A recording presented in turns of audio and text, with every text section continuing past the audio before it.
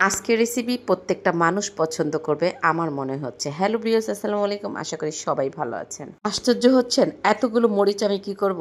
যে রেসিপিটা করব সেই রেসিপির জন্য শুকনো মরিচ লাগবে, পাটা বেটে নিচ্ছি। 2টা রসুন আমি থেতলে নিব বড় সাইজের, এটা দানা দানা থাকতে হবে। 10 থেকে 12টা পেঁয়াজ কুচি করে নিয়েছি।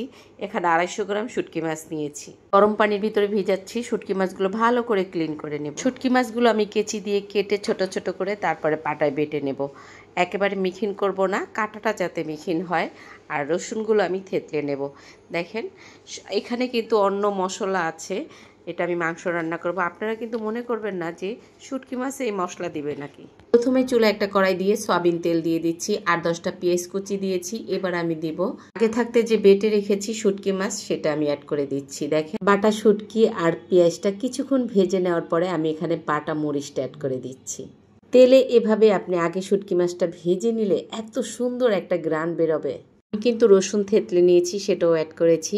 কিছু রান্নায় পরে লবণ অ্যাড করতে হয়, যেমন আমি এখানে পরে লবণ দিয়েছি। এতে কি হবে, পেঁয়াজটা দানা দানা থাকবে, খেতে ভালো লাগবে। এই শুটকি ভুনা দিয়ে আপনি পেট ভরে ভাত খেতে পারবেন।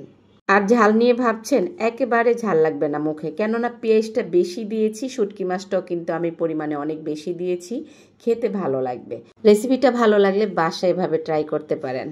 যদি রেসিপিটা ভালো লাগে একটা লাইক দিয়ে কমেন্ট করে পাশে থাকবেন। কেমন হয়েছে আজকের শুটকি মাছ ভুনা। এভাবে শুটকি মাছ ভুনা করে আপনি নর্মাল ফ্রিজে একটা কৌটায় করে 2 মাস রেখে খেতে পারবেন, কিচ্ছু হবে না, স্বাদ গন্ধ একই থাকবে। যখন আপনি মাছ তরকারি রান্না করবেন, আপনি ঝাল কিছু খেতে মনে চায় ভর্তা, তখন আপনি বের করে একটু খেতে পারেন।